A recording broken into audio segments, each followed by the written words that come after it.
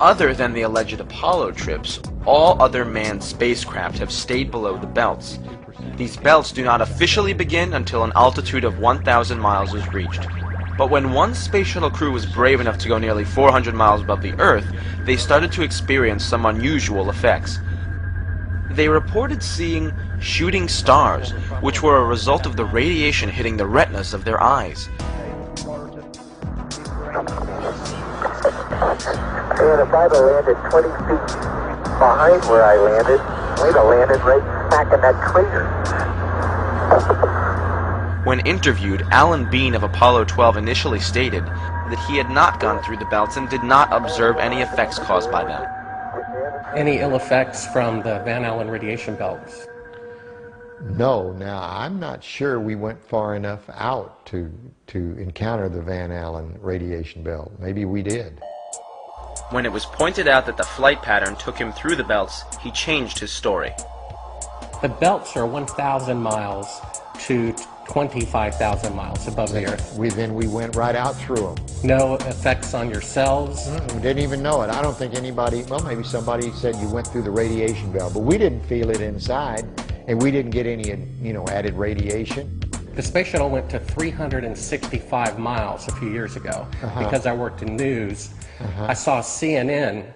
They said that the radiation belts surrounding Earth are more dangerous than previously believed because the astronauts saw shooting stars with their eyes closed just when they got within 600. Radiation belt. We saw shooting stars, but they're not shooting stars from with your eyes closed, although they look like it.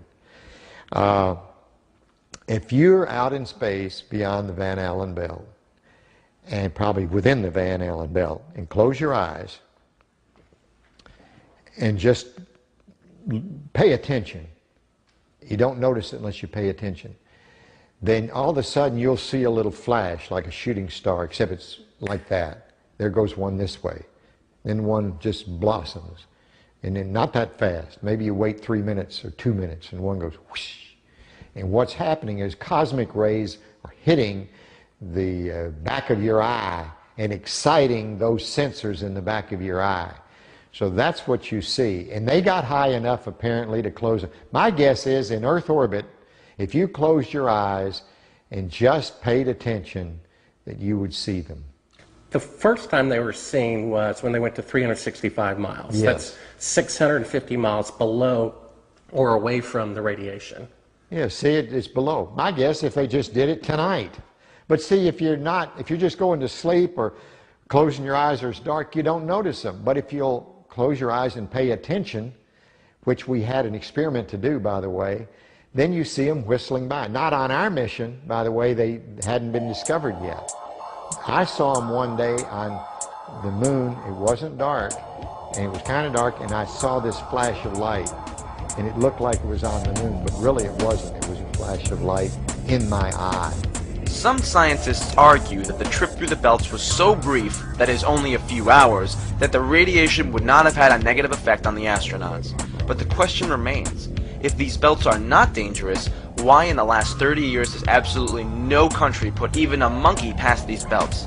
The standard excuse is that no one has wanted to spend the money to do so. But to write off every advanced country in the world as too stingy and incompetent in over a third of a century to explore further than 400 miles from Earth really is a bit too much to fathom. It is more likely that we simply do not have the technology to go further at this time.